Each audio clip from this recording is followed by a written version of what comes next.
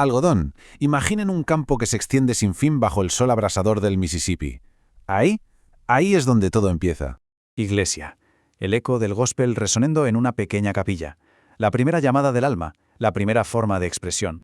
Dolor. El sentimiento en carne viva, la verdad cruda de una vida, la materia prima de la que, sin saberlo, nacería una leyenda. Y finalmente, blues, la música que lo une todo, la que es capaz de explicar todo lo anterior. De la suma de todos estos elementos, nace una de las figuras más pero que más importantes de la música del siglo XX. Hoy, en este análisis a fondo, vamos a explorar la vida, la técnica y sobre todo el alma de B.B. King, el indiscutible, el único, rey del blues. Vamos a ello. Para entender bien su historia, la hemos dividido en 6 partes. Empezaremos en el Mississippi, la cuna del blues. Luego sus comienzos en Memphis. Veremos el momento clave en que se corona como rey. Y después nos meteremos de lleno en sus innovaciones, en qué le hacía tan especial. Analizaremos su impacto, que fue enorme, y terminaremos con su legado, con lo que nos ha dejado. Vale, para entender a B.B. King de verdad, es que primero hay que entender el mundo del que salió. Tenemos que viajar a un lugar y a una época donde la música no era un capricho ni un lujo, era sencillamente una necesidad. Era la banda sonora de la pura supervivencia.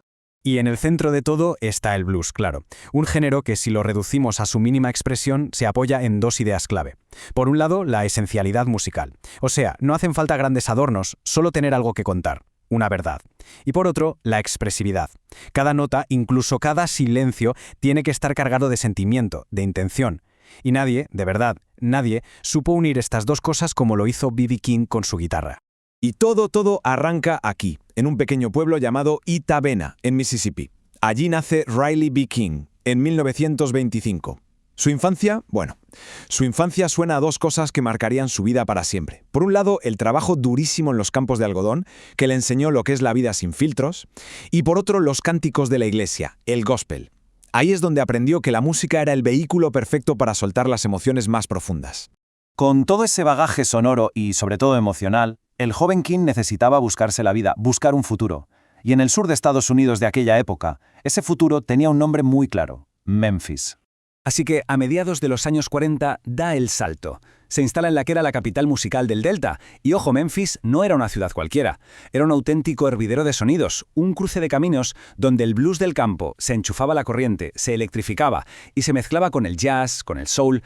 Pero sus inicios no fueron directamente en los escenarios. No, empezó en la radio, como DJ.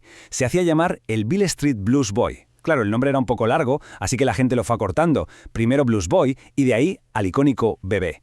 Y desde su programa no solo ponía la música que le apasionaba, sino que estaba haciendo un máster intensivo. Analizaba cada disco, absorbía cada detalle, hasta que por fin, en 1952, le llegó su gran oportunidad y grabó su primer éxito. Pero claro, un estilo tan personal no sale de la nada. B.B. King era un estudiante insaciable de la guitarra. Escuchaba a todo el mundo. De T-Bone Walker, por ejemplo, no solo aprendió esa elegancia, ese poder que tiene una sola nota cuando la tocas en el momento justo, sino también el arte de estar en un escenario. De Lonnie Johnson aprendió a construir frases más complejas, más fluidas, llenas de sentimiento. Y luego estaba el jazz. A través de Charlie Christian, Bibi incorporó una sofisticación, una riqueza armónica que llevó su blues a otro nivel. Entendió que la guitarra podía ser un instrumento solista tan importante como un saxofón. A toda esa mezcla, él le añadió su propio instinto y acabó siendo pionero de técnicas que hoy nos parecen de lo más normal. Y con todas estas herramientas en su arsenal, B.B. King empieza, poco a poco, a forjar un sonido que ya era inconfundible. Es justo en este momento cuando el Blues Boy empieza a transformarse en el rey. Y ese primer gran éxito del 52, 3 O'Clock Blues, es una pieza clave. Es curioso porque el piano estaba un jovencísimo Ike Turner, que además fue quien guió la sesión de grabación. Y bajo su influencia, el estilo de King al principio era frenético, tocaba a una velocidad de vértigo por todo el mástil. Pero con el tiempo fue aprendiendo a controlar esa energía, a dosificarla.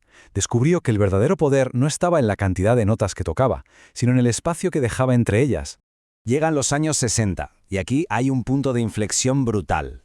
El público blanco, sobre todo en Europa, pero también en Estados Unidos, está viviendo una especie de renacimiento del blues.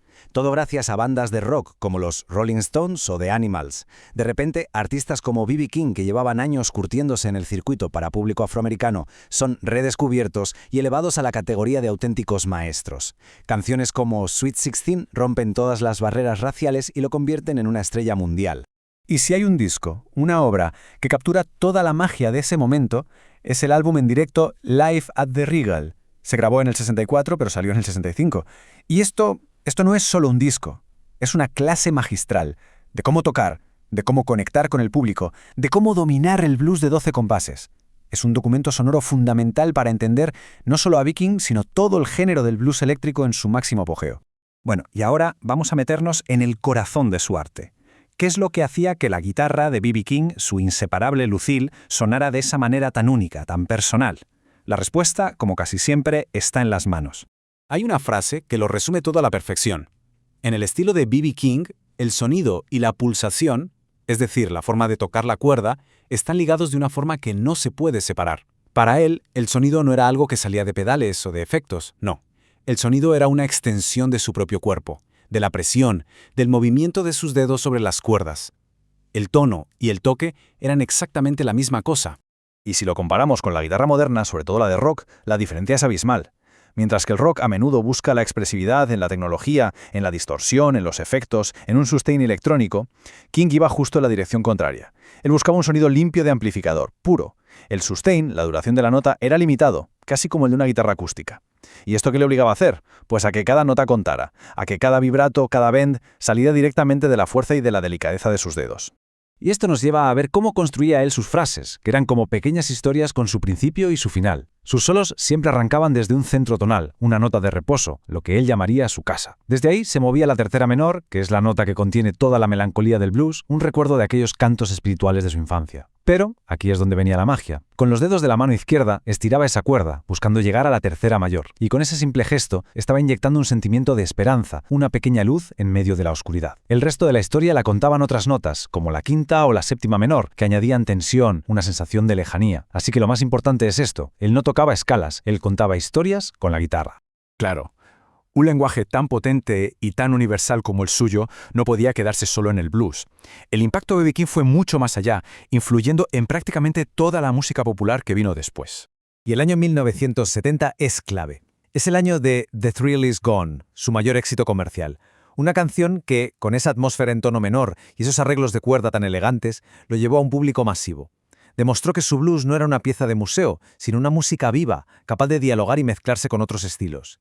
Abrió la puerta a colaboraciones que en su momento parecían imposibles, como cuando tocó con los irlandeses U2 en When Love Comes to Town, llevando el blues a estadios de todo el mundo y demostrando que su música no tenía fronteras. Es que su influencia es sencillamente incalculable. Piensen en guitarristas como Eric Clapton, Jimi Hendrix, Buddy Guy, Stevie Ray Vaughan, o incluso más actuales como John Mayer.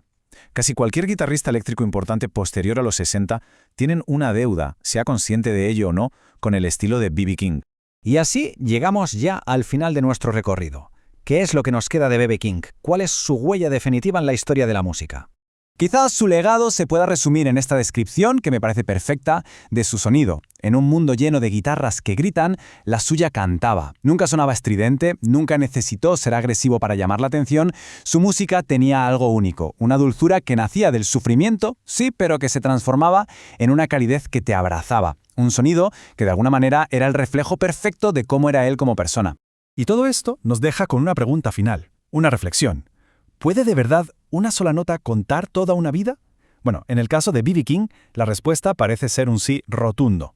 En su famoso vibrato, en un solo bend ejecutado con el alma, se podía escuchar el eco de los campos de algodón, la llamada de la iglesia, el dolor, la esperanza y la alegría de toda una existencia. En una sola nota estaba toda la historia del rey del blues.